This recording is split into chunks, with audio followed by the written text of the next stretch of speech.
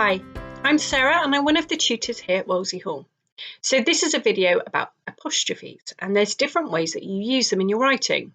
The first one that we're going to discuss is how to use them in shortened words or phrases, as they use an apostrophe in the place of the missing letter.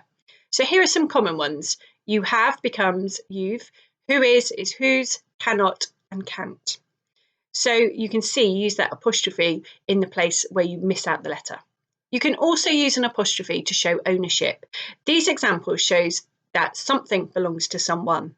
So the cat's whiskers were long, the pear's skin was green. So if a word already ends in S, you should still add an apostrophe. So Mr. Jones's cakes were disgusting. There is an exception to this, and that's when they're plurals. So just to have a look at this. If the plural for a group of people or things doesn't end in an S, such as men or women, then you can add an S to show that they own the ownership. So here's an example. I put the men's shoes in the cupboard. However, if the word already ends in an S, then you just add the apostrophe at the end of the word. So here's an example for that.